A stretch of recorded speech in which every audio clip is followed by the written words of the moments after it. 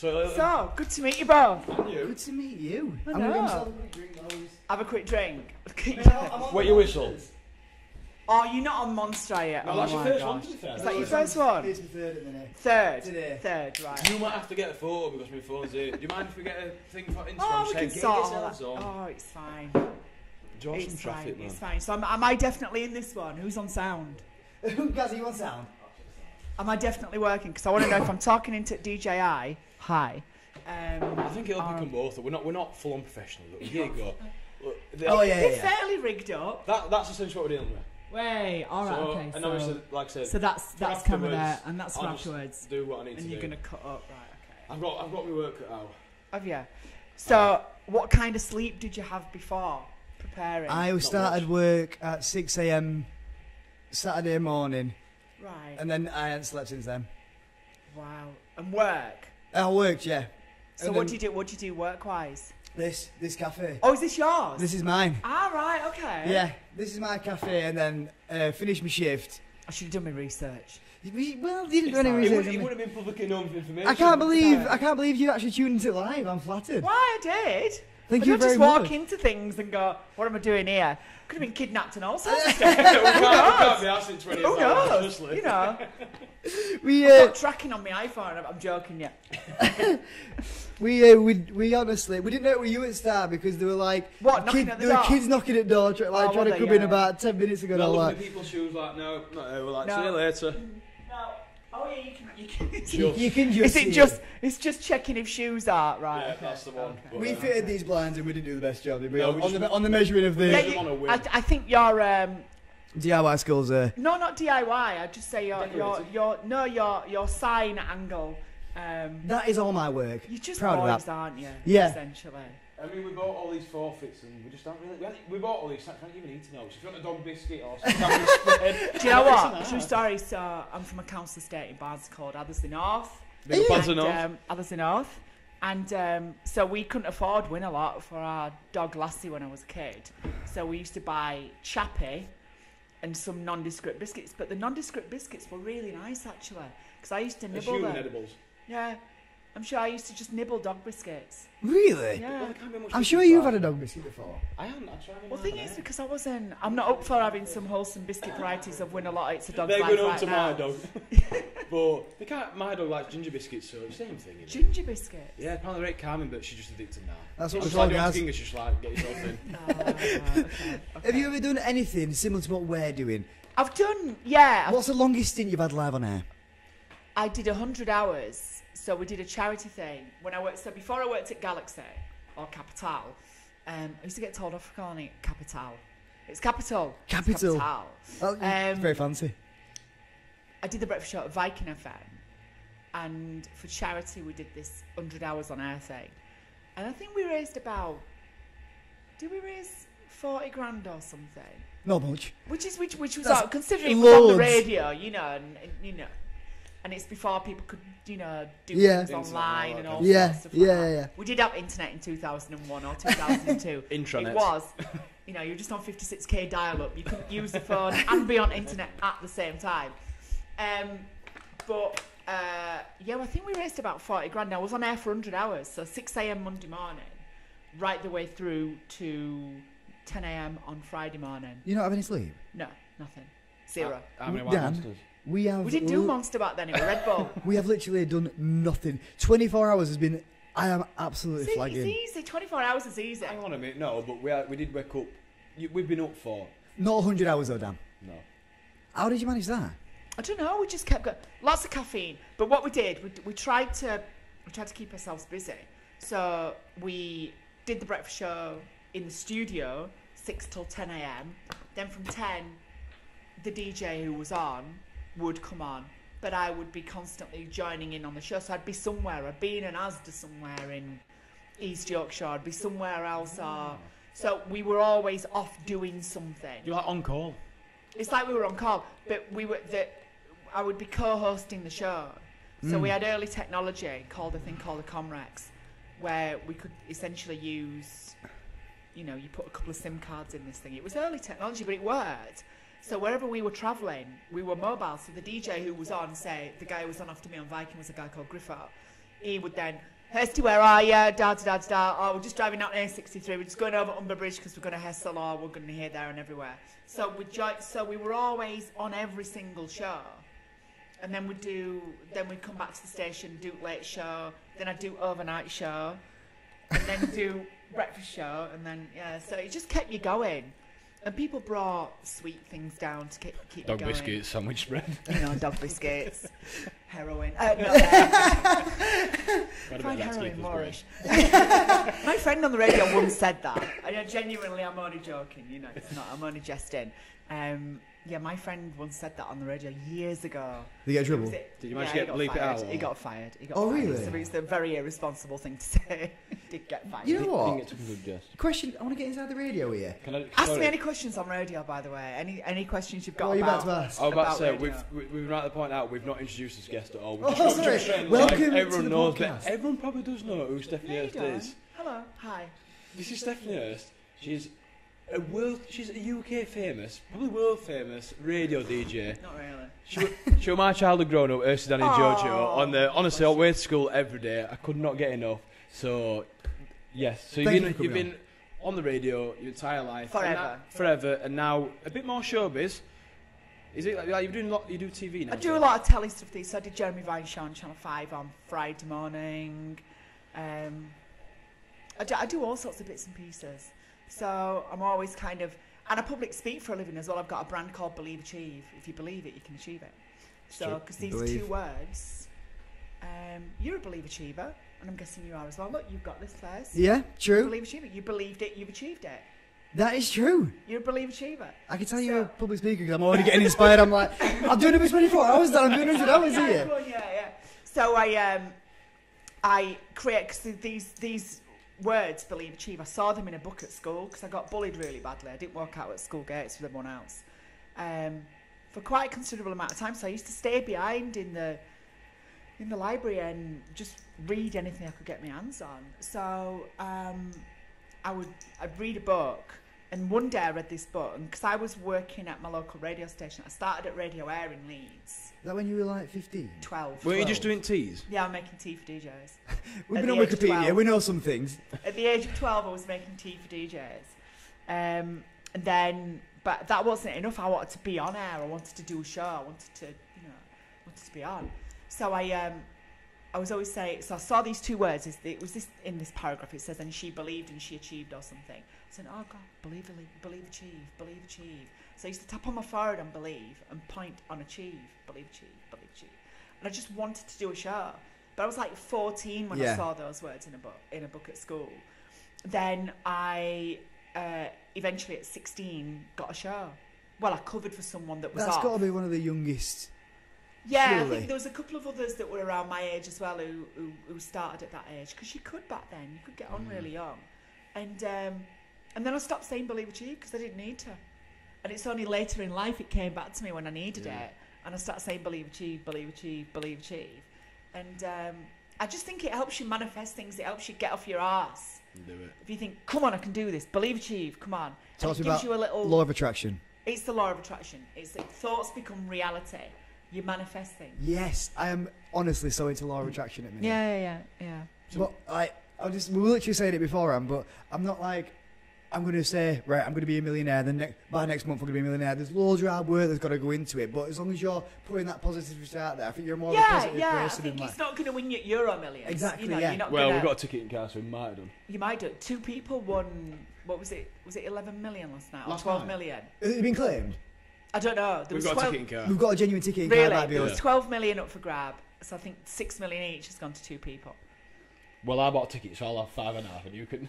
Sorry, right. Yeah, cheers. Come man. Beals. I'll have a couple of quid, it's fine. We'll keep it. We'll sort it out. Cheers, guys. But yes, so Believe Achieve came from that. So I started to create this brand around positivity and manifestation and all of that kind of stuff. Do you just tour the country doing that now then? Yeah. That's So I was sick. in Brighton on Friday night at the Grand Hotel, which is quite famous. It was bombed in the 1980s. They tried to kill Margaret Thatcher there. If you look Really? it up, the IRA bombed it in 1984. In fact, I think the room I stayed at, if you Google it or look it up, you can see the front. There's part of the front section that was completely just blown out, and 5 people lost their lives because it was the Conservative Party conference in 1994 that were held there. And obviously the troubles in Northern Ireland that was happening, and it's obviously a very long and complex story. But all the government was staying in that hotel.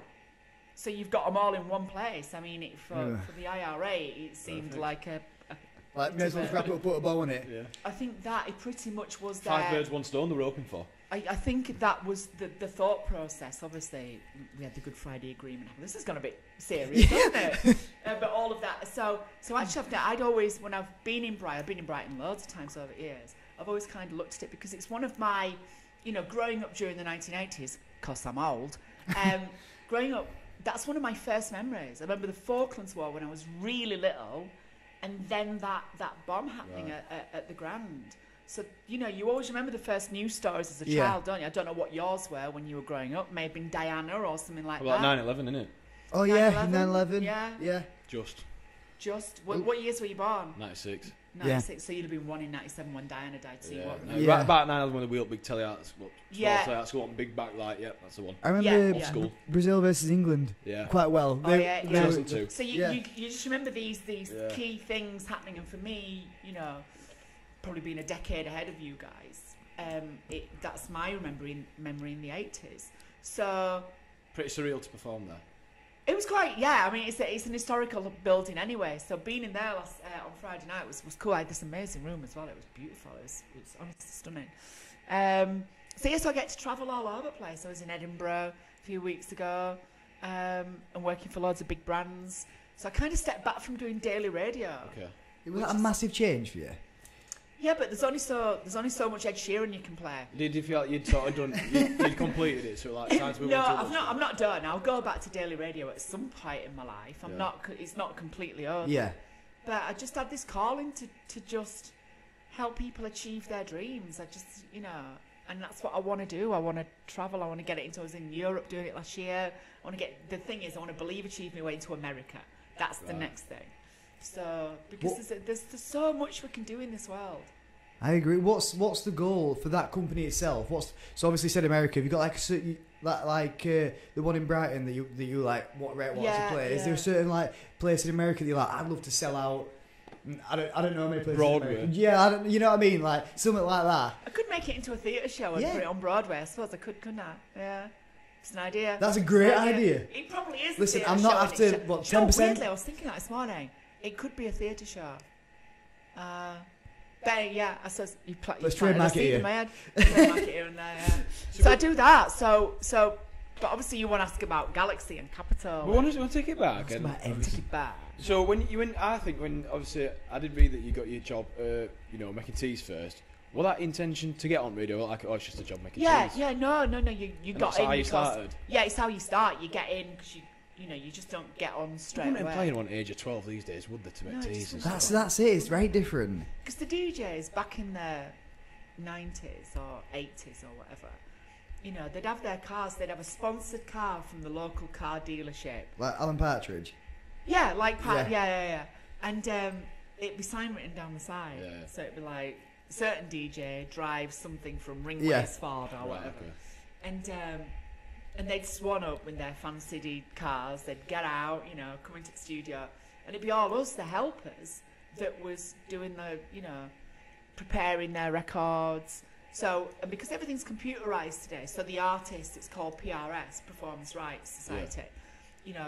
The way the artists get paid when they get a very small amount, but when the artists get paid for their music being played on the radio, all of that is logged on a computer these days. But when I was first starting out, it was my job to write down every song that login. It was called login. I had to log every song that the DJs played. So the title, the artist, the composer, what record label it was on, how long we played it for, and you had to do all of that and then make tea and then put the records away. And all of that changed when computers arrived. Because everything's computerized these days. So there was that and making tea. So that's how you kind of started. So we were just me, Chris Miles. There was a bunch of us. We all. It's like runners, really, weren't you? We were runners. Me and Miles were runners for a guy called Carl Kingston, and that's how we got. That's how we got started. And a guy called Paul Stead got me in originally, who is a TV a bit of a TV genius. You know, the Yorkshire Vet and Friday on the Farm, Yeah. created all of those shows. So I was really lucky that I was around a load of amazing people, and you soak that up when you're a kid. You know, you're like a sponge. So, and it was amazing, and it was just to be around it in that time. And radio was really kind of changing at that point. We're going from DJs talking a lot on radio into 90s and noughties where DJs said very little. And a lot of the content happened on breakfast shows. Yeah. So I got bored when I got on every day, and I got, you know, playing records every day and stuff on the radio. I loved it, but I got bored because I wanted to do more. So I then wanted to get on breakfast. That seems like the most fun show. It was, yeah, because It's the one that everyone surely the one is that the statistics. That's the one that's listened to the most. yeah, it's got the most. Because it's just everyone commuting, isn't it? Yeah, and that's obviously changing now because people Spotify. Listen to radio. Spotify, and also people work from home these days, True. and all sorts of stuff. So you know, it's we live in a different world, and you know, radio will always be there, and it's always really important.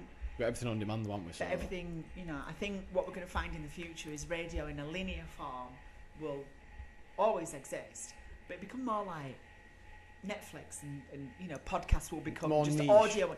But just audio on demand shows will become on demand. You can listen to them whenever you want. You look at BBC Sounds and stuff like that. I was going to say BBC Sounds. Yeah, there's just everything becomes on demand, but you can still listen to live if you want. That'll always be there. It's just evolving, and I'm a big fan of things evolving. I'll never get stuck in the past. I'm always like, You're what's the mega next busy, thing? but I was going to say, I don't know if I actually looked into that, but I don't know if you've got a podcast, but you'd host a good podcast, I think. I am currently working with a couple of friends, or three of the ladies actually working on a podcast, and I've got 2 other podcasts in development. One of them being the Believe Achieve podcast. But everyone said to me, "Oh, you should do a podcast. Oh, you should do a podcast." But I just didn't want to jump on the bandwagon because everyone seems to have got a podcast. Do you know what I mean? It just seems oversaturated. There's so much content out there, and everyone's fighting, and it's like social media. It's noisy. Yeah. Look at TikTok. It's just, I love TikTok, but it breaks my head because there's too much. You flick and boom, another thing. It's just Too stimulating. much. It really is. My attention span is like that much now. Yeah. I had to delete it. It actually breaks my brain sometimes. I can do 10-15 minutes and then my brain is fried. Do you find you get lost for an hour though? I sometimes have to say to myself, right, I'm coming off this after 15 minutes, and like 2 hours later, I'm like, I'm still in bed. I love cats. I'm going to be like crazy old cat woman or something like that in the future. But I was watching there was a cat fight, and you always hear cat fights at night, don't you? Middle of night. Squealing. But you very rarely see them fighting, and anyway, I just put cat fight into TikTok and got lost for an hour. Just cats scrapping. Is that your feed now? Just she wants it, Stephanie. Give the cat face. algorithm is that cats are, you know, she wants cats scrapping. I'm like, not really. You have to retrain it. Just search for something else. Get it cleansed. Put something else in. But yeah, what was I saying now about? Well, we'll talk about introducing to radio, and obviously then evolving into like different forms of media. And I think, you know, that is the future. I think we're just going to have lots of different. It's a bit like, look at Netflix, linear TV, like your BBC 1 through to Channel 5, and you've got Netflix and Disney Plus, and you know, whichever, Amazon Prime. I think it's going to be like that for radio. There's just going to be different platforms. It'll be linear audio. You don't think it's going to be? This is just for like video content on Netflix. You don't think it's going to be full circle though? Because it started off with just Netflix. You know, in my opinion, now you've got to have Amazon, Disney. We haven't got Hulu, but you know, all them and Paramount, and it's just like all going to become what satellite Virgin Skyway wanted. Someone ought to bundle them all together and go, here's all streaming services. They will though, because they make so much money. Yeah. They make so much money. Well, that's what they've realised, isn't it? We all Netflix exclusive. Like, no, actually, we'll pull that off Netflix. We're having it. Like, I think Disney used to be on it and stuff, didn't they? Yeah. It's just, but then you look every month at how much you're spending on this stuff. I don't know if anybody's watching, and you just look at yourself and you think, how much am I spending on telly a month? Honestly, and how much do I watch? And you start cutting back. Like with Sky, they rang me up and, you're a Sky, you've been with us 25 years. I'm like, really? Oh, gosh. So I cancel that one. Yeah, no, I didn't see that coming. I was like, I think I paid for it at my parents. when it first kind of arrived, I went, I'm having that. My parents went, we're not having satellite telly. I went, I am. So I paid for it. So it's still been under my name. And then when I moved out, I just transferred it. And anyway, again, I managed to sort out this deal where I get Netflix and I cancelled films because I don't really watch films at all, really. So, and they did quite a good deal actually on Netflix. But there is deals to be had. I pay like 95 quid a month maybe Sky. 95 quid a month? Yeah. Well, that includes that. I love that we're talking to Stephanie Hirst about my broadband. Yeah, but that includes me broadband and that and like everything like... Oh, everything in? Yeah. It's just expensive. Yeah, it is. Yeah, I mean, it's enough to use it. No, I'm not. I'm literally not. I love you get it second bit of work as well. I want to cancel it right bad, but I haven't got time to ring them up and be on phone. You're busy making sounds, aren't you? Literally, I'm too busy making sounds, man. I can't cancel the Sky. So when you got that, going back to when you started at BBC Radio, is it Leeds? You say, or like when you were teen, when you got put on the cover shift. Where was that? Oh, what was that? When you were doing the tea, then you first. Oh no, I was at Radio Air. Which they closed down about 3 years ago or something like that, and changed it into Greatest Hits Radio. Oh, yeah. But weirdly, you've got, do you know the station called The Pulse? Yeah. Pulse 1. Pulse 1 always used to be based in Bradford. Yeah. And I did the evening show there in the 90s. Wow. So like, you know, and all of that Britpop explosion, Spice Girls came in studio, you know, Blur, Oasis, all that kind of stuff. And that station was always in Bradford. I did a couple of years on evening show there. Then went to Hallam FM, and then went back to the Pulse and did the breakfast show. But in my head, the Pulse has always been in Bradford. But when they changed Radio Air and the Pulse were always rivals. But when they closed the name Radio Air down and made it into Greatest Hits Radio, Greatest Hits Radio's in Studio 2, and they because the same owners own Pulse 1, they moved Pulse 1 into Radio Air studio, which is weird. Because every time I walk in, I'm like seeing Pulse 1 branding in Radio Air, and it breaks my brain. It breaks like me football head. rivals coming together, It's kind like of thing. football rivals coming together. It's just weird. It was just odd, but it's normal now. But at the time, it was like, this is weird, because they were rivals. So yeah, so I went to it's like doing my CV on YouTube, isn't it? Yeah, so I went to started at Radio Air, then went from there to Minster FM in York, because I sent a demo. I've been at Radio Air since I was 12, and then by the time of 18, I was doing cover shifts, and you know, I had one show a week and all sorts of stuff like that. When was that? What were you one show a week? I was doing an overnight show. Is that what they call the graveyard shift? Graveyard shift. I'd kill for graveyard shift. A big hello to all you truckers out there. We used to have just you and truckers. Just me and truckers. Yeah. we used to have this initiation thing. So if you got an overnight show, your initiation was, so where Radio Air is, it's next to Yorkshire Television in Leeds, down Kirkstall Road. You've got Yorkshire Tele, well, ITV Yorkshire. Then next to it is the old Radio Air building, and then across the way is the it's a Shell petrol station. And your initiation was, you had to play, do you know the song Hotel California by the Eagles? It's 7 minutes long. 6.5, 7 minutes long. You had to play that record, run out of the building, run straight across to the petrol station, buy a Mars bar, and get back before it finished. Wow. And I did it, because I could run. But some didn't, the fat lads didn't. Come on, you fat knacker. So yes, I did that, and then I just wasn't progressing. I'd been there, and the turnover of staff at Radio Air wasn't huge. Right. So it was kind of like, well, I think I need to leave and come back if I want to progress here. Yeah. Go out on loan. Well, yeah, so I just sent some demo tapes out, and I sent one to a station in York called Minster FM. That's now called Greatest Hits Radio. The consolidation of radio's changed, the industry's changed, you know, lots of stations closed. Yeah. You know. Well, I think is Dern FM, what's that now called? That's now Greatest Hits Radio. I thought it was called Greatest Hits. Yeah. There was just lots of consolidation and owners, you know, these people that formed these radio stations had owned them for 20 years, and they were getting on, the owners, and they were like, you know what, I think it's time to sell. So they sold it. It's just like business. It's business. Yeah. The radio industry is business and consolidation.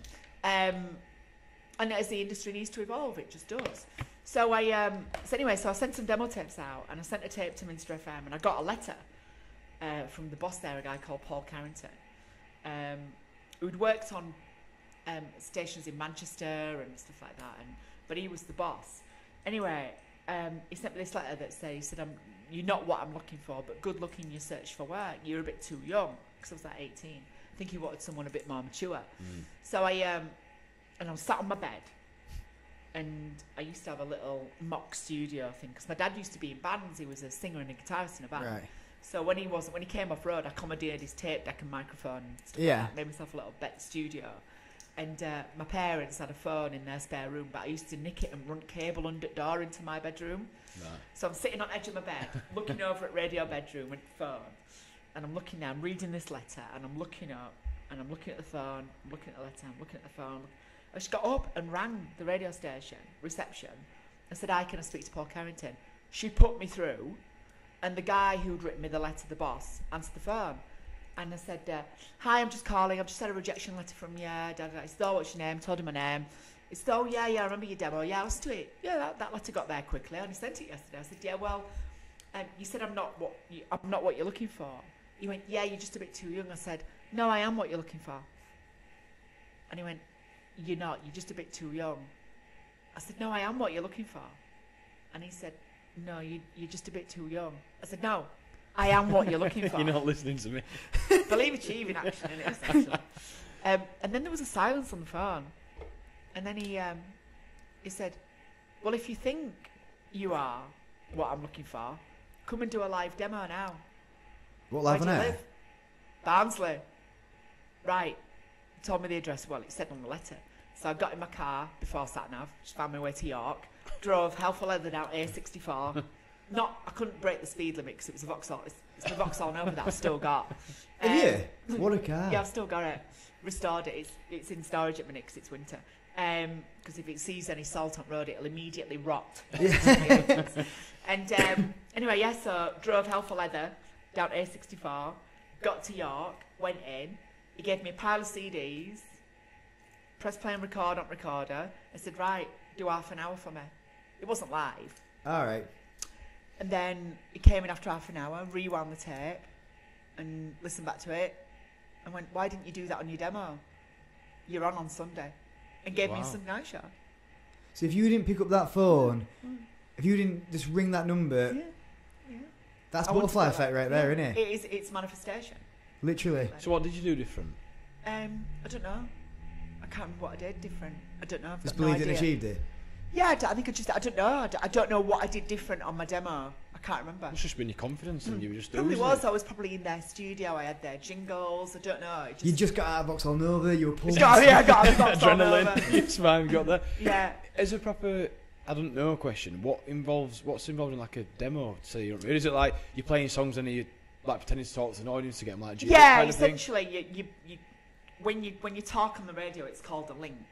So you're linking items together. So those items could be records, could be from one record into an advert, from one record into news. You're linking things together, so it's called a link. Right.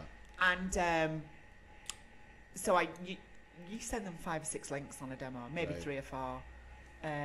Cut out all the music, so it's like the demo's 3-4 minutes long max.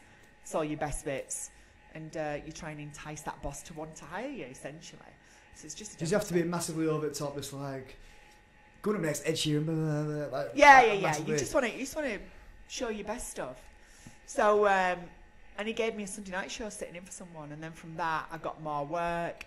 Then I got a daily show there, and it was great. It was wonderful. And then from there I went to the Pulse, and then from there I went to Hallam FM. Got the drive time show at 21 years old. And at that point, that's got to be an achievement in itself. That was just to get the drive time show on Hallam at that point was huge, and that's in the late 90s. Then where did I go from Hallam to Viking? Oh, back to the Pulse. Did the breakfast show, hated it, left. Went to Viking, did the breakfast show there, and that's where we did the 100 hours on air and stuff. And then from there, because we won some awards, so we had to put a shelf up. Better than that. Straighter. Yeah, straighter. Spirit level. Nice gaffer tip. Thank you. You've seen the state of that. I mean, it's all for charity. It's for charity, but at least put some effort in. Just lads, aren't you? And then from there, got the call to come to Galaxy. So what made the Galaxy? What made the successful breakfast show different to which one? Which you went and you just hated it? Is it just what kind of music you're playing, the clientele? No, I think it was at the Pulse. It was the management. The management had changed from when I was there 2 or 3 years before, and it just wasn't good. So I got out. I lasted about 10 months on breakfast there. My friends JK and Joel were doing. Do you remember Hyder in the House? Yes. JK and Joel, they were doing the breakfast show there. And they were going to a station called Q103 in Manchester, which is called Hits Radio now. Yeah. Which is where I work, but it's now a national station. So it's not just for Manchester, but it just covers Manchester and the rest of the country. So they were going there to do the breakfast show. So Joel, I was whinging to Joel about how unhappy I was at the Pulse. And he said to me, well, I put a word in for the boss because we're leaving to go to Q103. I was like, right.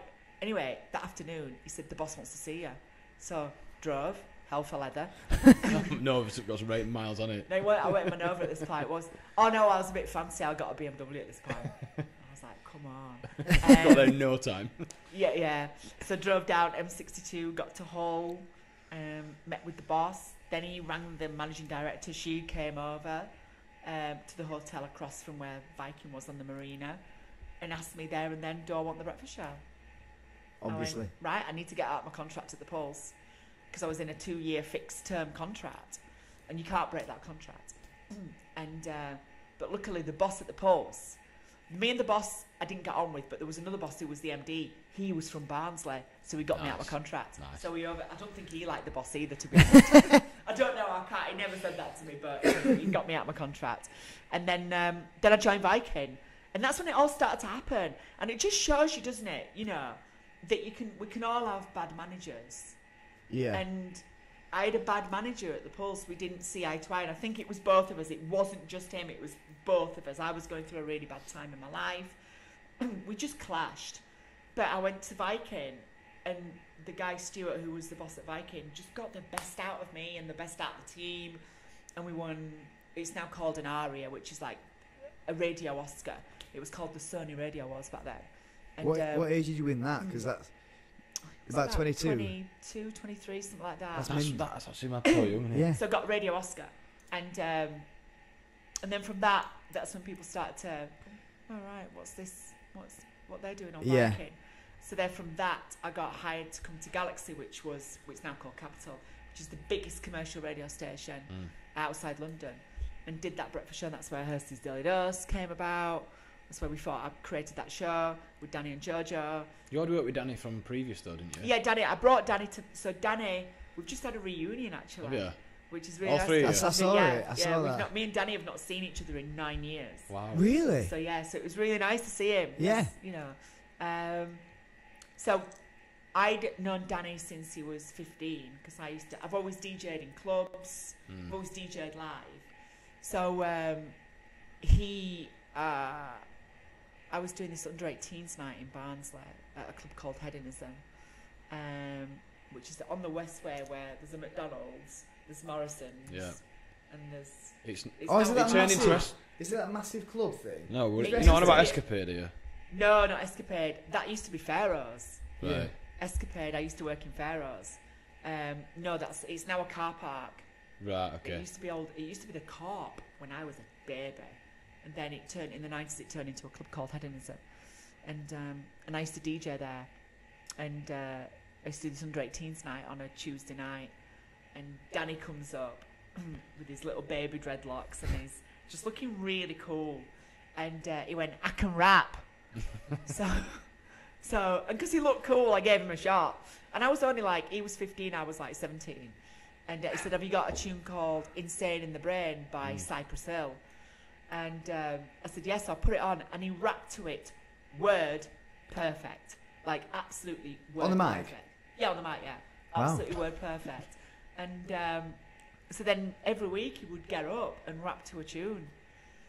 So... Why don't you just start going on that out? I was just going to say, Dan, do you not find that people who make it big, they seem to be at right place at right time? It's all about timing. It's all about timing, and they're just timing is talking to the right person, getting on yeah. stage, meeting you, then brought into the radio. It's all just fits into place nicely. So I've known Danny since then, and then I'd see him on nights out, but when obviously he became 18. He didn't come to over 18 night. I saw him in town on nights out when I was out drinking with my friends and stuff. So I'd always done it. Then he got into stand-up comedy because Bachelor's Cuppa Soup sponsored a comedy night for Yates's. There used to be these bars called Yates's. Yeah. And Yates's Wine Lodge did these comedy nights, and they did local heats sponsored by Bachelor's Cuppa Soup. My dream. Anyway, Danny, because he's funny, his mates cajoled him to go on, you know, do some comedy. So he wrote a 5-minute, bit of comedy. Yeah. And won the local heat. And then he obviously went to the regional heat. He won the regional heat. And then went to the national heat and won the national heat and won 10 grand, which he says he spent on coke and hookers. Those are his words, not mine. And so he was starting to get into comedy, and I saw him in town. Yeah. And I said, well, I'm just starting the breakfast show at Viking. I said, you should come and do some stuff for us. So he did. And the first 5 minutes of Danny's, the first probably 2 or 3 minutes of his stand-up was him talking in an American accent. Because he looks like he could be from America. Yeah. Not that Danny looks like he could be, you know what I mean? Yeah, he gave that kind of swagger. He had that kind of, goddamn, and he'd speak in an American accent. So we, and then after like 2 or 3 minutes ago, I don't really talk like this. I'm from Barnsley. So everyone would laugh and blah, blah, blah, blah, blah. So he mastered this American accent. So we created this character on Viking called Pimp Daddy Dog. So Danny he didn't speak in his Barnsley accent ever again on air. He spoke as Pimp Daddy Dog and became quite famous. So we'd send Pimp out, and Pimp had a bitch called Anna. So you can't do radio, you can say yeah, bitch. we did. You can't do this. Pimp's bitch. Pimp is out. Where are you this morning? God damn, I'm with my bitch Anna. And they'll be out doing stuff, going to schools. You could do this stuff in the early 90s. You can't now. And so I saw Pimp's bitch recently, actually, Anna. And we were laughing about it. You can't do that now. You wouldn't do that now. You've got to remember that this stuff is of a time. Yeah. And we've evolved for good reason. For very good reason we've evolved. So, we did parody songs. There was Bootylicious, Destiny's Child, which was changed to Pimpalicious and all sorts of stuff. And we did, and because Danny's really good at writing rap and all sorts of stuff. Everything was well produced, so we won a few awards. I was going to ask you, like, sorry to interrupt you, how breakfast shows seem to have so much, like, for example, because on the way into the morning, I listen to Greg James's radio show, or like whatever just before, or whoever's it is on radio. I'm not bothered, but they always have like games and stuff and like little phone-in things and like how much effort do you have? Because a radio presenter is only on the radio for, let's say, 3 hours a day in that particular slot. How much effort goes into that radio show? Because there must be so much planning and effort that goes into that 3 hour slot. Yeah, you do. Well, like for me, especially when I got to Galaxy, it was, and this is probably actually more so I thought like this when social media started to happen. That for me, it was the 24-hour breakfast show. You might be on for 4 hours a day, but you're off doing a gig. You might do an appearance somewhere. You're doing this. You're doing all sorts of different stuff. And then you've got all the social activity that goes with it. So for me, it's never ending. You're always dreaming up ideas. You're always conjuring up stuff. You're writing stuff for the next day's show. It's non-stop. If you're doing a breakfast show, you're in it. And you're in it for, as long as you're doing it for. I always wonder that when I'm roll up and do it and bugger off home. Yeah. You've got to put a load of graft in. Although, to be honest, once the dose got going, it didn't really need... We did do some writing... But a lot of it was off the cuff. A lot of it was what you heard on air was actually just ad-libbing. Yeah. That's why it did so well, didn't it? Just it was friendship, just natural connection. You three always laughing, like JoJo's laughing like contagious. Yeah. So I think, and me and Danny, we've both said we probably spent too long in one room together. I don't know if you guys ever... Well, we've done 24 hours and I'm absolutely sick to death. So. You can't be sick of each other. I think me and Danny tired. We'd been together in a small room since 2001. Yeah. And it got to 2014, and I think... You just think, piss off. Well, we just got a bit. I think we just got tired of it. So I didn't ring him, and he didn't ring me, and we just ended up 9 years later just going, "Should we have a reunion?" Yeah. Go on. So and you do, because I think you do. People might be watching this. You might have worked with a work colleague, and you leave and you go and you go off and do intentions on you, but it sounds like you just end up doing different things and going in different. Life's busy. Life's busy. So it was really good to see him. And in fact, we went out for a bite to eat a few days before reunion just to kind of go, "How are you?" Because I knew at reunion we won't be able to. You can't really talk, can you? 'Cause No. you have talking to loads of the people. Because we had a reunion 3 weeks ago or something like that. Because we got loads of people that worked on the show. There's loads of people that came through when they were at uni or they were just starting out in radio, and like I did, I made tea for DJs, like they made tea for us, and now they're running radio stations and they're really high up and they're really successful in industry, but they're really key players in the success of the show. It wasn't just me, Danny and Jojo. There was a whole team behind us that, whether it was our producers or assistant producers or runners or anything like that, it was a team effort. But a lot of it was completely ad-lib. I'd say 95% of it was us just ad-libbing. Was that not really the normal for a radio show? No, it was the first. I think it was the first breakfast show of its kind, which was a triple header. Yeah. Because she'd had the boy-girl breakfast show thing. Yeah. But we'd never done I think in radio there'd never been a triple header. So 3 people. It's finding time for someone to butt in and talk. Really, that's just for me it might have had my name above the door, although it said fire exit. It might have had,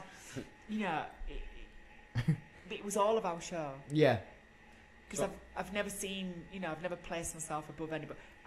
The person who was employed to clean the radio station was as important as me, Danny, and Jojo were, because we never put ourselves on a pedestal or anything like that. Because if the station wasn't clean, you're all cogs in the machine, aren't you?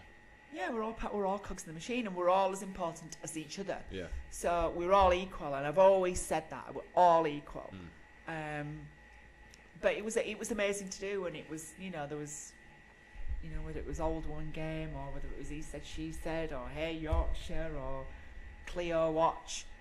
I mean, you can't do that today, or Trophy Wife Watch. You can't do that today either. There's loads of stuff you can't do. It was like Bag the Blag. Bag the Blag? Oh my God, you remember that? Yeah. Well, that we put items in the room, then you'd have to... Yeah. Like, someone would start off like, I'll put this bottle in, then someone would be like, all these are Maldives, and it's like you're in with a shot of wind, weren't Yeah, you? so basically Bag the Blag was, we were trying to come up with a Christmas promotional idea. And there was a room down the bottom of the building that was empty. So we were like, so if we get, what was the, hang on, am I getting confused with something else? So you put an item into this room, and it had to be of a decent value or something, and you could win. So if it was, I'm trying to think, if you stuck an iPhone in, or you stuck a fridge in, or whatever, it could be something, or a telly. Yeah. Or a Bic biro, you had a chance of winning the entire contents of that room Christmas week. So we did it for the whole of December. People put cars in. We got a Corsa. We had holidays to bloody here, there and everywhere. And someone won the lot. I don't remember that. Sorry. So who put the items in the room? They turned up with items. I thought or we went to collect them. Yeah. I just remember they just submitted stuff, and it started off as a pen, and then as it went on close to Christmas, like, right, all it at Maldives, get it in the room. Yeah. And then because it became the value of all of the contents of the room became worth 25 grand or something like that. Man. So it was just working your way up from a certain item. I think we started off with virtually nothing, but they could put some. So we had features like, God, I'm trying to think of all the features that we did. I was trying to think. I have forgot, but I know one of my favourites is the Katie Price is Right, which was items from eBay which were Katie Price related, and you had to work out how much they were, but you couldn't go to eBay and work it out. And that was rubbish. It was rubbish. And I quite like a good jingle that went with it. Katie Price is Right. Obviously the pun on the name. We just came up with silly ideas. We had Bustin' for Justin, so we had tickets to give away Justin Timberlake in concert. Yeah.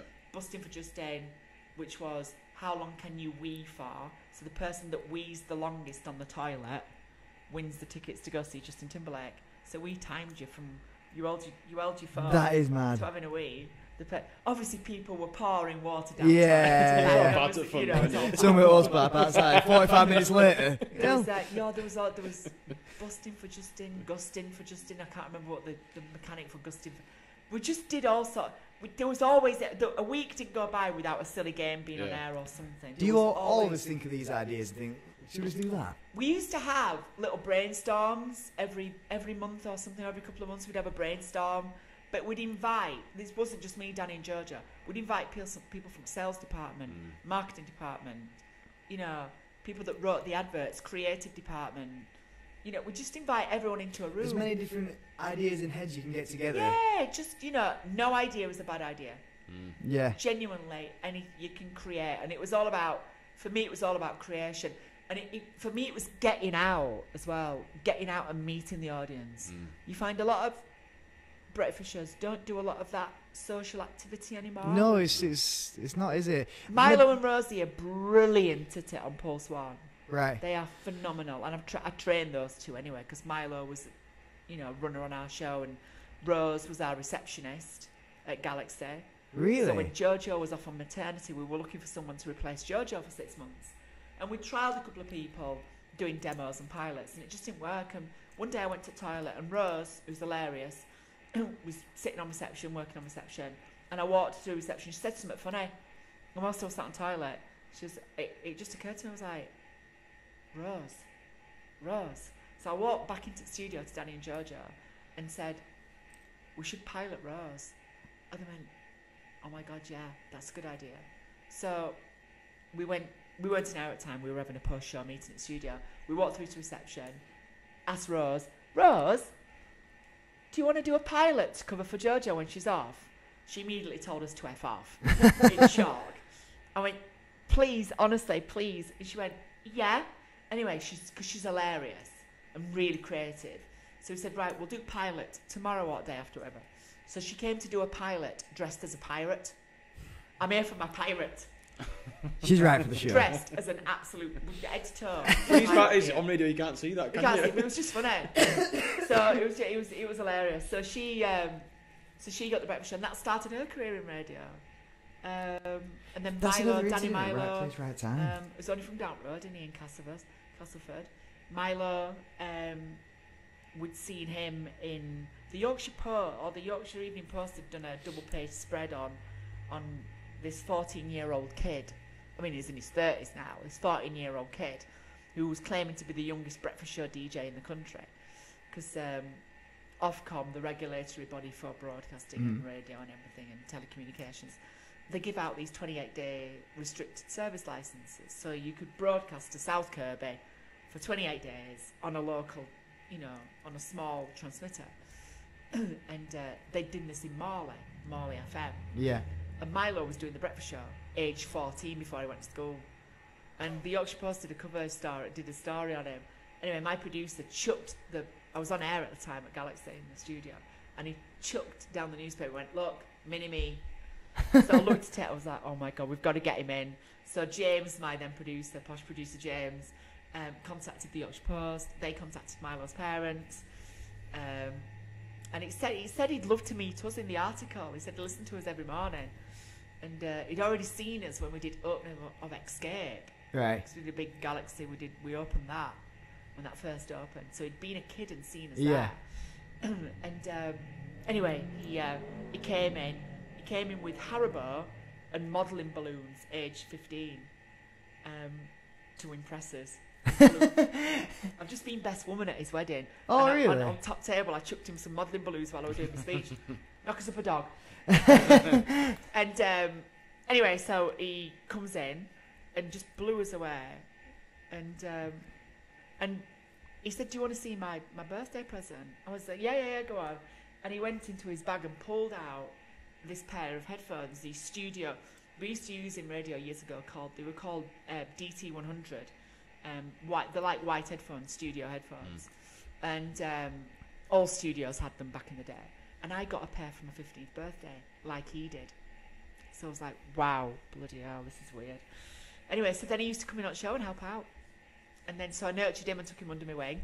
and now him and Rose have been doing Breakfast Show on Pulse for like 8-9 years or something, and they won an ARIA, gold ARIA for best breakfast show in the country. They're phenomenal, but they get out and they meet their audience. They go and do stuff, and that's why, along with the show itself, that's why it's successful. You've got to go out. You've got to meet your audience. You get some more engaged, I suppose. Yeah, you've got to, you've got to, as they call it, press the flesh. Yeah. Not in a weirdo way. But you've got to go out and meet people. You can't just be some DJs. They don't like to leave the studio. But I'm all one for getting out, meeting people. Yeah. Always have been. Makes you feel like your mates, doesn't it? That's why when you're listening. listening. It does, and I think it's important just to meet people and connect with people, instead of just sitting there in your box. Yeah.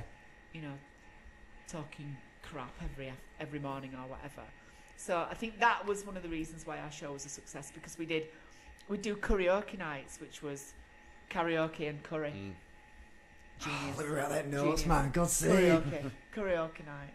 Genius. That is then good. we used to do pub crawls. Live? And you can't do that today. There's photos of me back in the early noughties or mid noughties, in Pontefract. We shut Pontefract down, essentially. It's a pub called Green Man or something in Pontefract. Green Dragon? Green Dragon. Yeah. Outside the Green Dragon, there's a photo of me pouring Mad Dog 2020 down someone's throat. Fucking hell. Is this on the radio? It's on the radio. You can't swear, by the way, on radio. No. Kids could be watching. Mind your language. I'm so sorry, flipping egg. Stop it. Honestly, I'm watching earlier as effing and Kids could be listening. Anyway, so there's me pouring, stuff down. You won't do that now. No. Again, we live in a different time. But we shut Pontefract and Castleford down because we always used to say, big splash, small town. Yeah. And not that we're classing Ponty or Castleford as small towns, but they are, Yeah. Barnes is a small town where I'm from. But if we did a city, we didn't seem to have the same hit because there's lots of stuff happening in big cities. But if we did Morley or we did, North Ferriby in East Yorkshire or Cottingham or, Like the biggest thing happening there at that time. You're the biggest thing happening, and it shuts the place down. There were literally police vans and police on horseback in Pontefract. Like a big football game going on. It was like, it literally shut it down. I've got photos of it. It's incredible. But that never happens now. You can't go out and take a load of listeners out. It's irresponsible taking a load of listeners out and getting them absolute. I mean, luckily, nothing ever happened. There was no fights. There was nothing. But there is a risk of that happening. And it becomes a health and safety issue. I suppose there weren't cameras and that everywhere back then, though. No, there wasn't. We just, not that we were irresponsible. It was just a different time. Just fun. It was just a different time. And we live in it. So you got to do things in a different way now that's But you like were at the right age at the right time, weren't you, to do that kind of stuff? Yeah, we were. I was in my 20s, and it was all about going out and getting. And it was that culture. You got to remember, we just come out of the 90s into the early 90s. There was still that culture of going out and getting wasted, and there's not so much a drinking culture these days, is there? Maybe not for me anymore. I don't know. Maybe there is a little bit younger. I don't know. I feel like you just go through that stage where you're like, I just want to get smashed every single week, and then you're like, actually, I'll go and hike. I think people are growing out of it pretty quick. It's not as I don't see. I see lots of my friends who have got got kids who probably had kids when they were in their early 20s or late teens, and their kids are now 18, 19, 20, and they're not going out and getting wasted on a weekend like we were when we were 18, 19, and we used to live for the weekend. It was all about going out with your friends on a Saturday night, and it doesn't seem to be like that. I don't think COVID's helped them a lot, was it? No, I don't think it has actually. They've had it all stripped away from us, so it's it's been That's quite true. tough. It's been quite tough, but I think it was a really special time, and if anyone's watching this who did listen, thank you for listening, thank you for being part of it, because it wasn't just us, it was the audience, it was the listeners.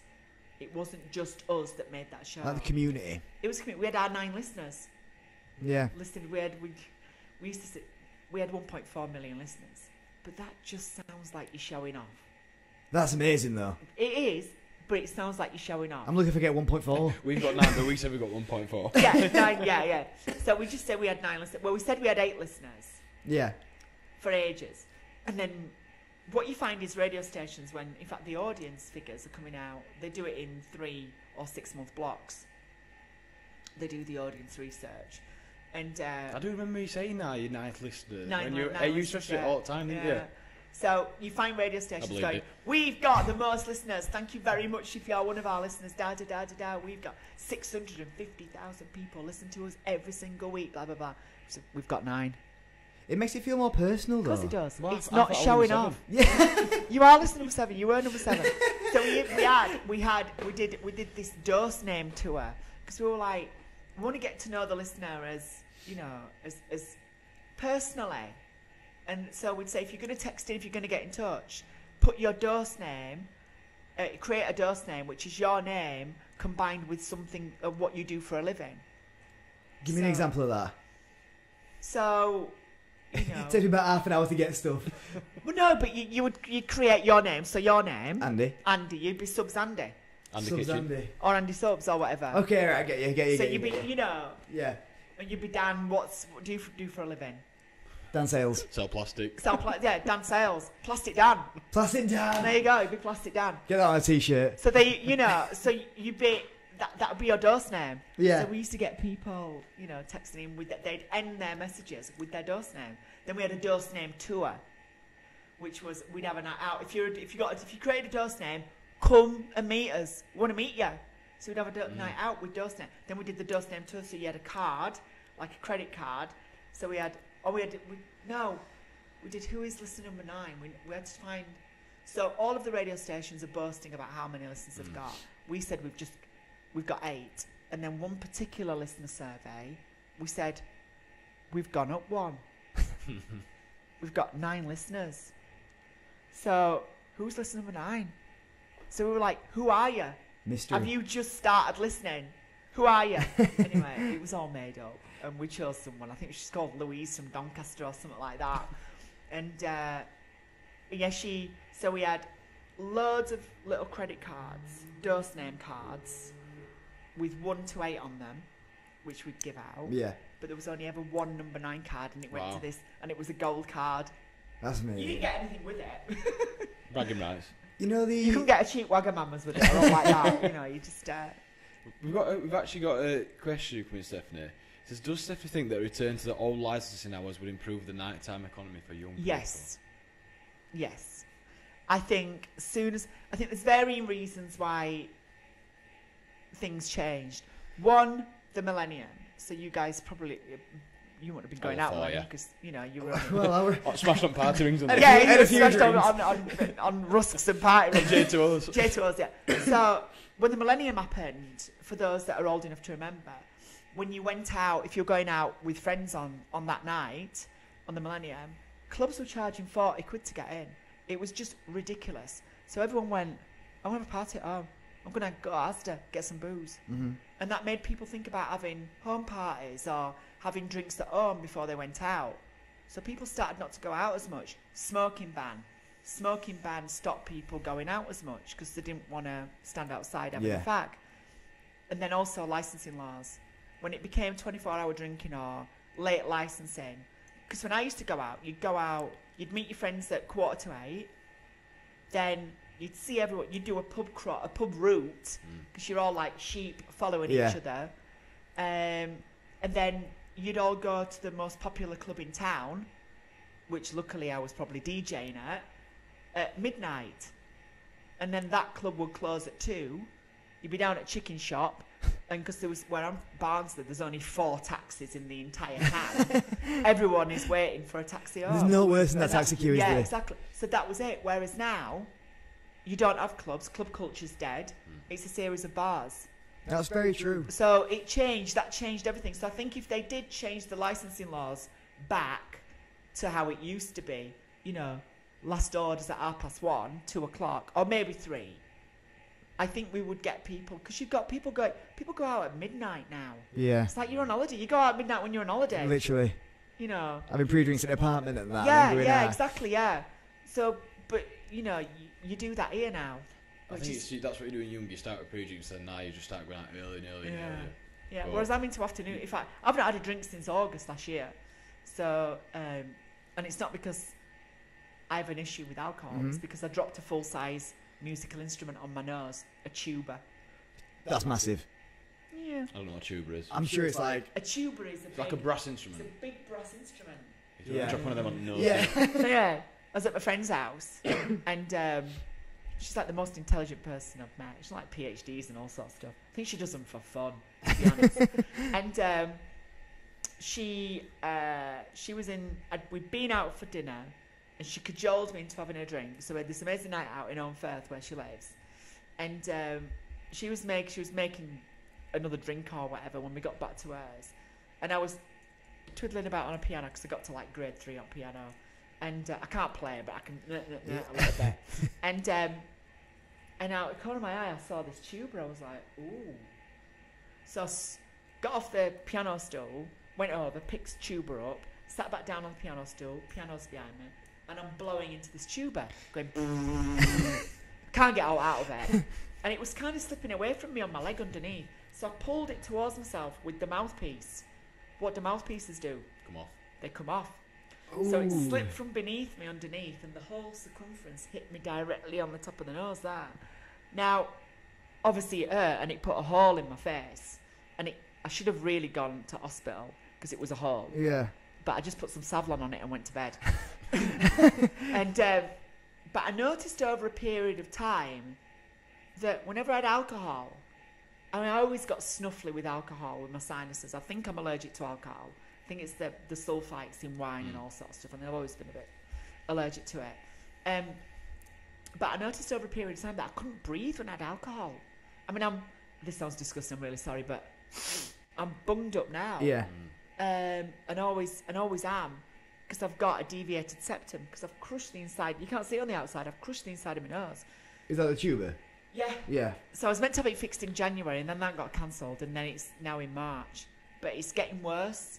So whenever I have alcohol, I just get these massive, not hangovers, but sinus headaches. Yeah. Like pressure there. Pressure there. So I've thought, because I stopped smoking in like 2003. I used to smoke like 20 a day.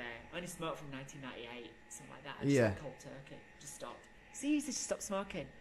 It's mind over matter. I just went cold turkey. Stop drinking. Ask me if I feel any different. Oh, that would be next question. Don't, not at all. Oh, Feel no different. Really? Genuinely no different. Because I didn't drink a lot anyway. Right, okay. Just socially. Yeah. So, but yeah, I don't feel any different. Like old woman, don't feel any different. But I'll have a drink again at some point, but only when I've had this fixed. Because it does me head in. It's not like I'm nasally all the time. It does me boxing. Struggling to breathe out of nose then? Just constantly. Well, it's just that side. Just That's blocked. That's clear. Because I've dropped it on that side.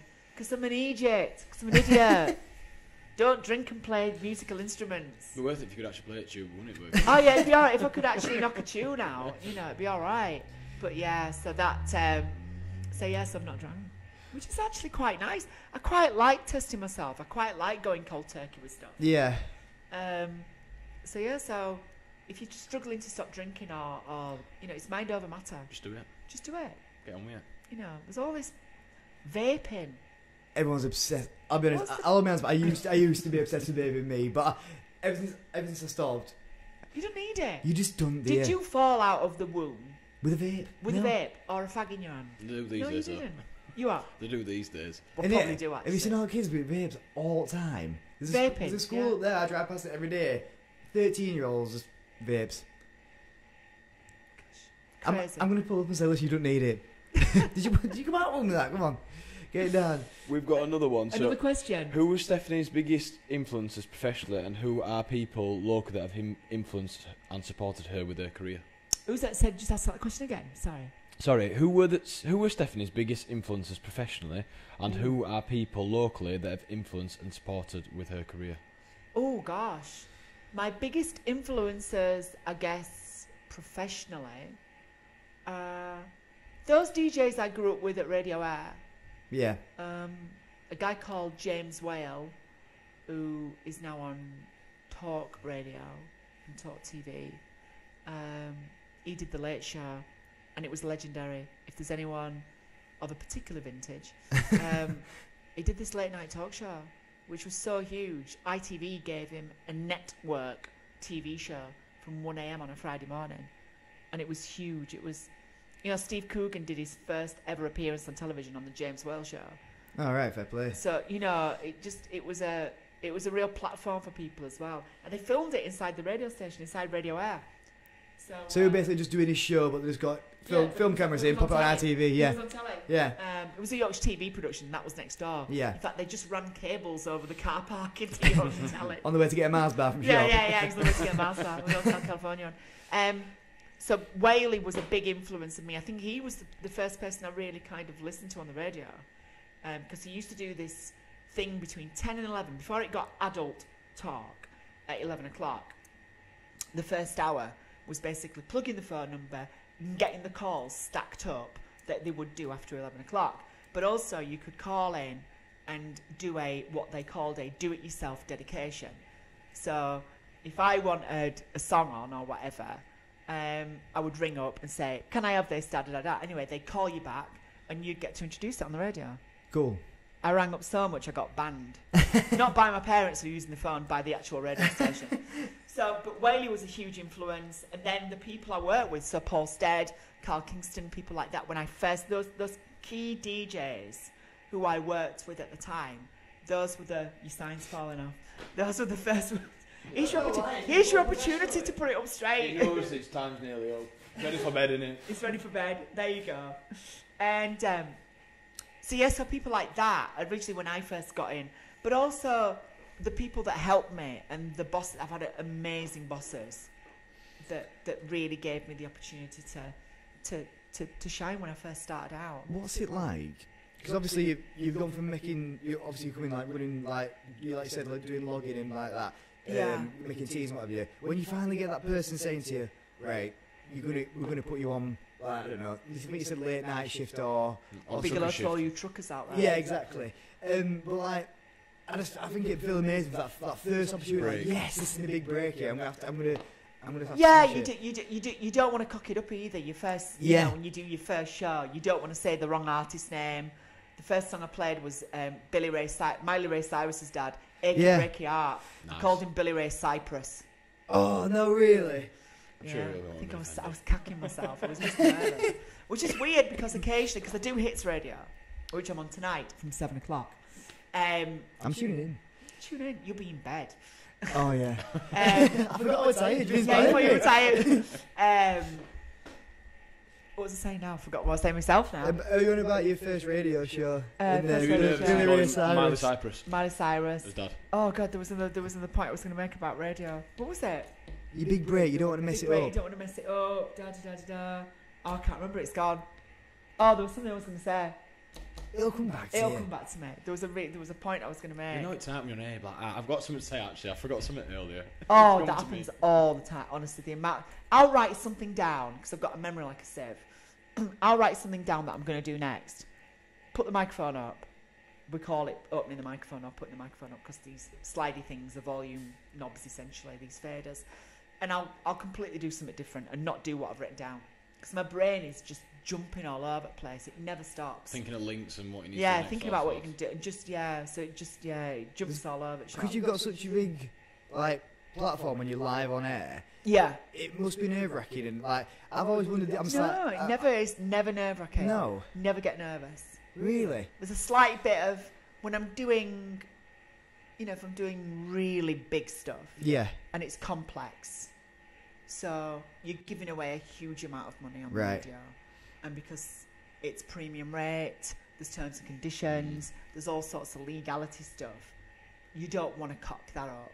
No. My friend Dave Kelly, who did Evenings on Galaxy, he gave away an all expenses paid trip to Val d'Isère. It was just a trip to Val d'Isère. It wasn't all, and he'd been saying all night, all expenses paid, hotel, 5-star hotel, da da da. No. Does that make it legally binding? It became legally binding. It cost the station a fortune. That's so you have to cough up for that. He's like, don't buy another drink, please. It costed the station a lot more than it did. That's a nightmare, man. Yeah, there's so many. I mean, middle of writing my autobiography, and there's loads of stories that obviously I've typed up and gone, I can't do that. I'm just going to get people in bother. Yeah. Not that anyone ever did anything wrong, But you know, there's just stories of things that I've either witnessed or been involved with, or you know, there's stuff you just go, no, I don't want to get that person in bother. Do you know when you're being on the radio, you said like start of the noughties? Yeah. Did you ever get the chance to like, obviously you interviewed famous people, I'm thinking like, you mentioned Oasis before. I never interviewed Oasis. Did Damon Albarn, but after Blur, that was when it was Gorillaz. We did Spice Girls, Backstreet Boys. Do you ever get a chance to hang out with him off air? Do you know what? Not as much as you would think, actually. I mean, I've interviewed Beyonce. Really? Turn Madonna down. What? Do you want the Madonna story? Obviously I want the Madonna story. Hang on. So. You must be the only person to turn Madonna down, obviously. Yeah, turn Madonna down. I've just written this story actually from my book. So, who turns Madonna down? We do. So, every 3 months on HIRSTY'S, we would take a holiday. Because after 3 months of being in that box, the studio, called the studio the box, because whenever we went out in the studio, people would say, get back in your box. After 3 months of solidly working together every single morning, we wanted to kill each other. Yeah. We'd had enough of each other. You need a break. And one particular year, we ended up not taking a holiday, and we did 6 months together. And quite frankly, we're ready to actually murder each other. Anyway, Madonna had got a brand new album coming out called Confessions on a Dance Floor. So Hung Up is on that album, and Sorry, and a few others. It was a big album. She had a big comeback. And she was out. She was just doing a very limited number of interviews, probably a handful. And because we were the biggest radio station outside London, we were offered this interview. Anyway, the interview was on a Friday at 5 p.m. Now, ready to leave, Madonna. It's the weekend. It's the weekend. The door tap you foot like, Madonna, man, if you don't hurry up. I'm off to Green Dragon, Madonna. Yeah, Be exactly. there, be square. We've had 6 months of each other. It's 5 o'clock on a Friday. We all know that that'll be 7:30. All right, okay. Because it will overrun. It's Madonna. Everyone else who interviews her, she'll be late. I was say that because she'll be late. When she wants. She'll be late. She'll be on Madonna time. Then the people that are doing the interviews with her will try to get an extra 5 minutes. Because it might be a bit cheeky. So by the time you get to her, it's going to be gone 7 o'clock. And we'd have been up since 4:30, 5 o'clock that morning. We've had 6 months of each other. And we just went, no, you're all right. We're tired. We actually turned Madonna down. Was she in the building? No. She was down the line in London.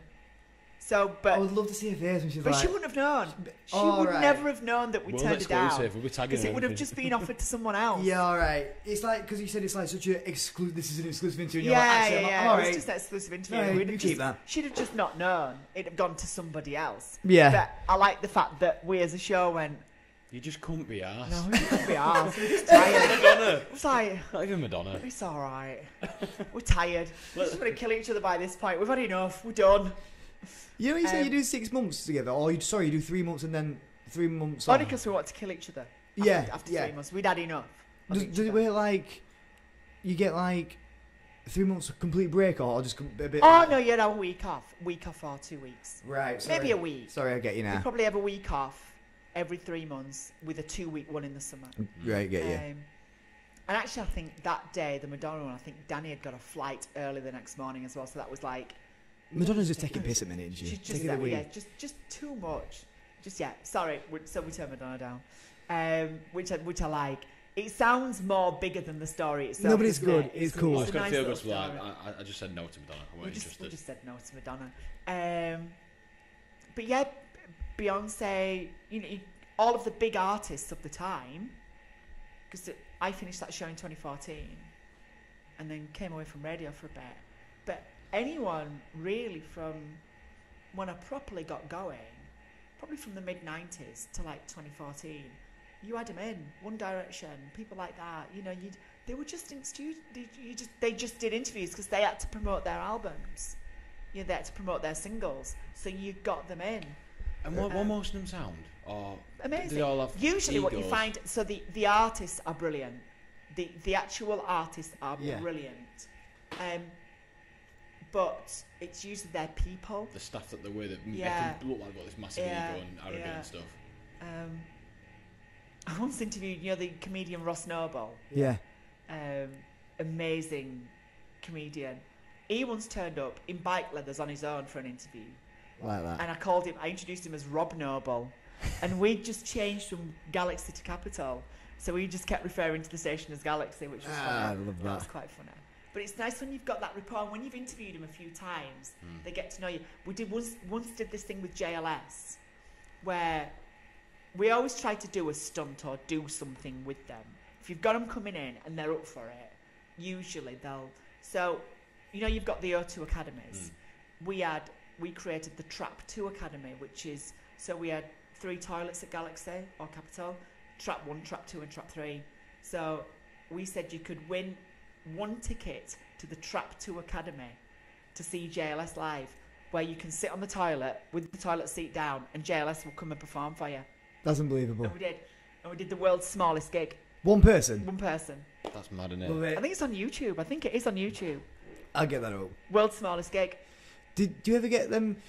She's mentioned One Direction. They're quite local. Like, some of them are local lads, aren't they? Do you ever get them like when they're genuinely fans of you as well? Yeah. 2 of the One Direction lads. Yeah. Used to listen to us, so it was quite nice actually that they've got, oh my god, I listened to you when we were in school and stuff like that. I'm now in here, da da da. So that's lovely because they will have said to their other bandmates, "Oh, this show." The sound. So the sound. The guys from The Wanted. Yeah. They were always on because they were managed by the same company that owned and still owns Capital Global. So and I obviously work for the rival now, Bauer. But they so they were in a lot. It was almost like I remember they couldn't decide on an album title for their next album. They'd had The Wanted, which was their debut album, and they'd got a new one coming out. And they just we'd interview them on every single. It was like, have you got a name for the album yet? No. The Wanted. Can I just call it Alan? So they actually every time said, we're not calling album Alan, and it became a running joke with us all the time. So you start to get a bit of a rapport with these artists over time. And it's great, and it's wonderful, and Beyonce was just amazing. I interviewed her when I did the chart show, because I used to do the national chart show on a weekend. Interviewed her with that, and she was phenomenal. She'd just gone solo. Yeah. So it was in her first couple of years of, she'd had Crazy in Love, and then, was it Beautiful? I can't remember what came after Crazy in Love. But anyway, she was just amazing. What's it like being such a superstar like that? Like, it must be... She was just amazing. She just has such an energy. Yeah. So I've never been really affected by famous people, but no, it was. I've had an amazing time, and I tend not to think about it too much. It becomes your job, doesn't it? Yeah. It becomes what you do, your day-to-day job. But it is.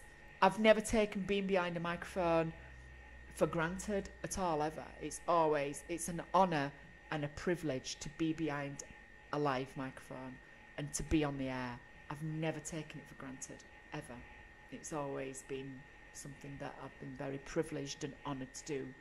And I can't thank people if they've listened over years and stuff like that. It's, without you guys that listening, we don't get a contract, so thanks.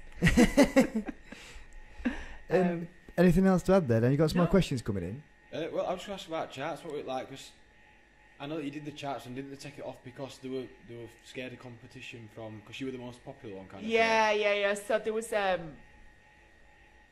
the national chart show, which is the big top 40 now. Yeah, but didn't they all share you? And then it was yeah. It was the big national chart show, which actually, when I was at Radio Air, when I was first starting out, I was what they called a technical operator. So I used to play pre-recorded programs, and a guy called Steve, who's a really good friend, he used to sit and they call it tech op, technical operator, tech op. He'd tech up the chart. So essentially, it would come up from London via satellite. He'd open the fader, the slidey thing, volume knob. He'd open the fader, and there'd be a printout of the chart. And the person, I think it was Foxy, Dr. Fox, that was doing the chart at the time. There'd be all 40 songs that would arrive via fax. Nice. Not email. And Fox, it would say insert local ID. So ID, identification. So station jingle. Number 38, insert ID. Number 34, insert ID. Number 28, insert ID. Number 26, insert ID. That is where they wouldn't talk. So that gives you the chance to put the local jingle in, or a state, or a piece of production that says, you know, Air FM or whatever it was at the time. So, and when Steve was off, I'd do that. So, but I'd always listen down the line before the show started. And because they did it from the studios of Capital in London, so that was like, you couldn't hear it. You had to, if you wanted to hear Capital, which was back in the 90s, it sounded like nothing else. It was this huge, massive, it just sounded amazing. Chris Tarrant did the breakfast show, Foxy did afternoons. It was just, it sounded huge. And nothing else could ever compete with it. It was just this behemoth of a radio station. So when they connect the satellite up to Capital to feed the show up, you get 10 minutes of Capital before, so I'd be listening down line, listening to it. And then afterwards, they'd leave satellite connected for 20 minutes, so you get the next show. So I'd always pre-record it. I'd stick a tape on it next studio, so I'd get like I'd get half an hour of Capital if I bolted them together, which was amazing. It just sounded huge, this radio station. So that was always exciting to do that. So when I got the chance to sit in and do that show, when Foxy was doing Pop Idol, I was asked to cover, and I'd sit in the studio at Capital in London. Sign's going again. I heard that. And when I got the chance to sit in the studio and do it, was just incredible. Was that like the highest you thought you could reach kind of thing? Yeah, That's the creme de la creme. It was the creme de la creme, you know. I was doing the biggest commercial radio station, breakfast show outside London. I was doing the biggest chart show. You know, I had an available audience each week of millions, like 8 or 9 million Massive people. honour to announce number one. Oh, God, it was, yeah. Yeah, the first number one on downloads alone, ever, without a physical copy being sold, was Nars Barkley and Crazy. Good knowledge, Dan. You know. And, you know your stuff. And I introduced that. I was the first person to introduce it. So doing that was amazing. But That's what a I moment used in to history, do... isn't it, really? Yeah, piece of history. And ITN cameras were in studio filming it because it was a historical moment. But what I used to do, this is really geeky, for the radio geeks like myself who were in all the other stations listening down the line beforehand, I'd play loads of Capital jingles, going, right, if you're a lover of radio, here's a load of jingles, and I'd speak to network before going live. And I've had loads of people who were just starting out in radio who are now in their 30s or whatever going, thanks for playing jingles down line beforehand. You made my day. Because I used to listen for the same stuff. Yeah. So I was a bit of a geek for stuff like that. But it was an honour to do that show, and I'd always like, the best bit for me was this, I loved doing the entire thing, but the start, the energy of launching that show. But then as we headed up to 7 o'clock, as we got to that number one, because, you know, you couldn't Google the charts. And it changed, didn't it, right up until, weren't it ever changing, like, filling all that side of period? Yeah, well, we started to, when I first started doing the chart, it was on physical sales alone. Yeah. So you had to physically buy a CD. Yeah. Then we started to, with Nars Barkley onwards, it started to, iTunes chart and downloads chart came in.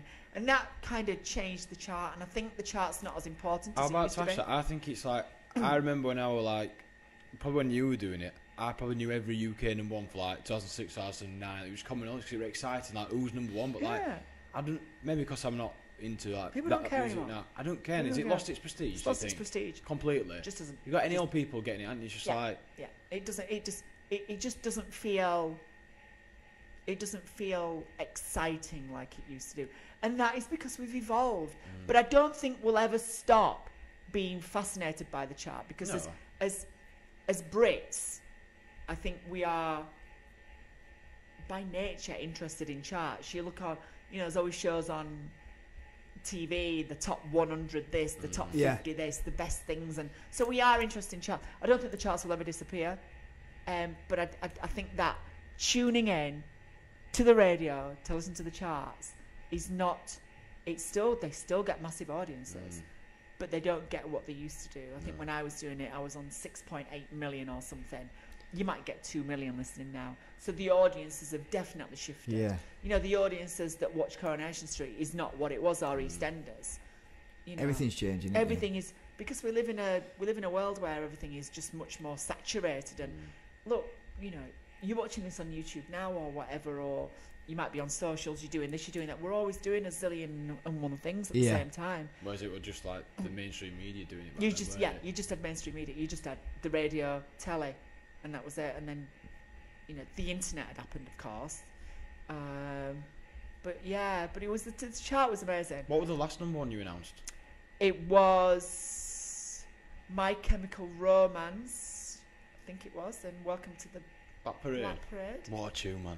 That one note at the start, you just know what's going on. Yeah. And it's a cool number. I didn't realise I got a number. At the time, I was a bit like, because I like. What a way to go out on My Chemical Romance. My Chemical Romance. But actually now, it's a cool tune. Yeah, it is. It's a legendary tune, so I'm quite happy, actually. At the time, I was a bit disappointed. I can't remember what was at number 2. There was a better song at number 2 at the time. Come on. Nipping out at Shell Garage to buy a few more CDs. Yeah. But yeah, there was nothing.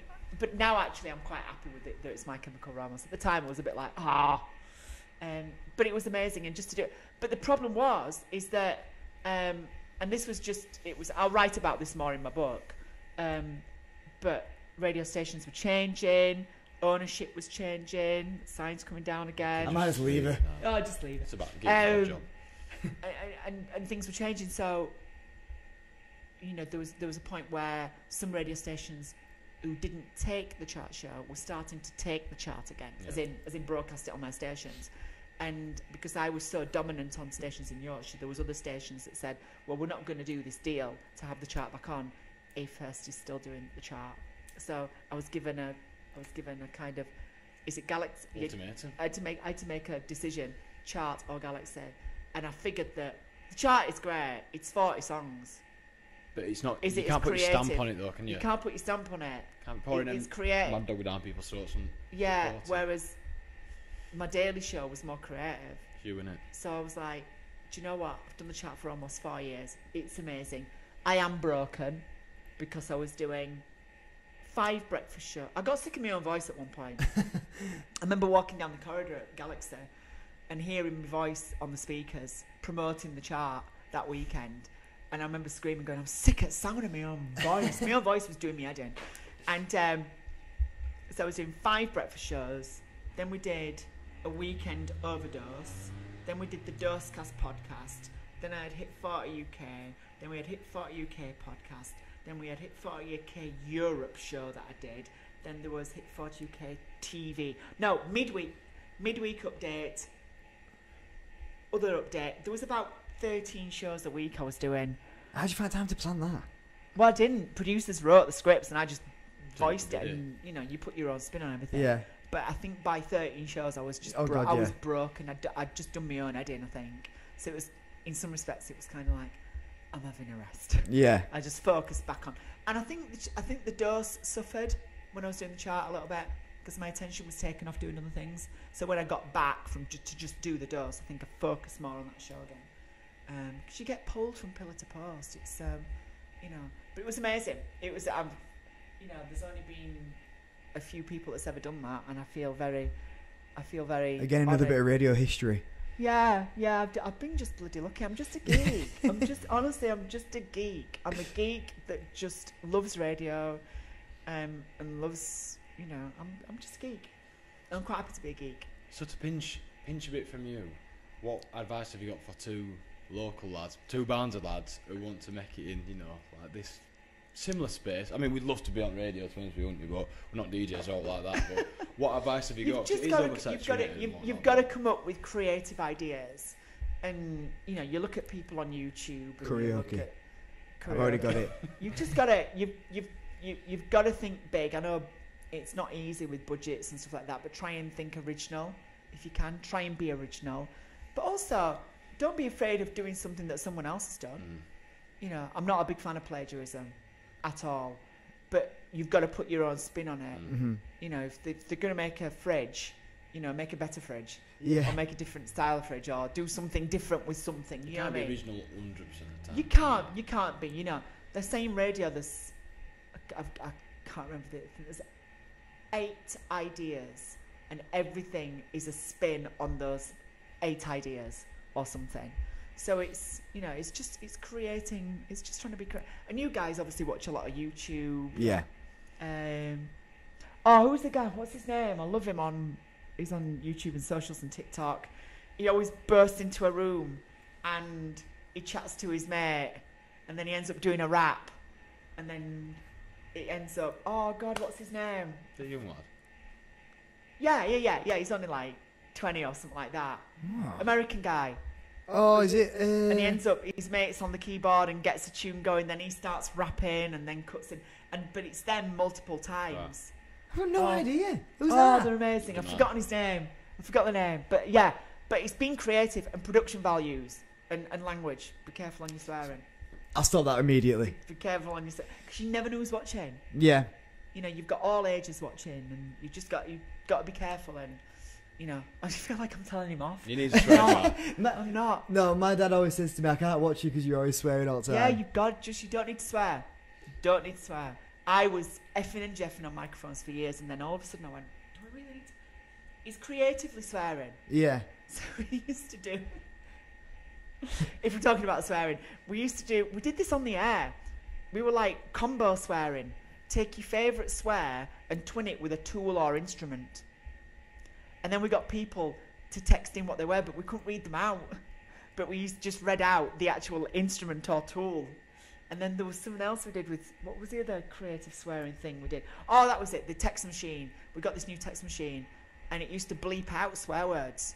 So it said, if you want to swear on the show, just leave gaps in between each swear word in the letters. It'll get through to us then. But we won't read it out because we can't. So try and beat the swear filter on swear machine. But yeah, I think it's just it's understanding that your audience is wide and vast, and it's connecting with all, you know, connecting with all people, or understanding your niche. Who do you want to target? Who are you talking to? You know, it's all about creating your brand. That's sometimes what is your brand? Yeah, exactly. To try and find that maybe USP. What's your USP? Exactly. That's something we struggled with for a while, isn't it? And still, to be fair. So how did you start? Long story, to be fair. We've wanted to do YouTube since we were about 15. 13 to 15, and then. But with school late, so obviously it wouldn't have gone down a treat, would it? Because you weren't embarrassed. Back then, 10 years ago, longer. We just went for it, didn't we? We went for it about a year ago.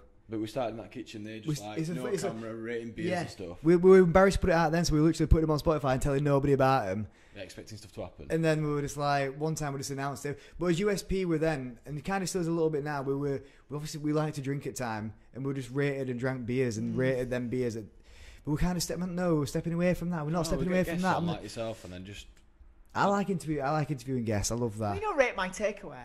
Yeah, I've tried to get him on. Can't you get him on? No, Danny keeps ignoring us, man. Keeps ignoring us. Danny, come on. Get on it. I'll wait for me. It's bouncy lad. He is. He needs to come in and try subs. He does. Well, yeah, come on, Danny. I know him. So you know come him? on. I know him a little bit because he's together with my friend. Put a word in. Yeah, I'll have a word with her. I'll try and get him down here. But yeah, we want to. You kind of, I think, we'll step away from beers a little bit and do like more stuff like this. Obviously, but that's not a USP because a lot of people do interviews with guests. USP is us, and I don't sound like I don't know. Like, find out what your niche is. Find out who you want to, you speak to, and try and do something a bit different.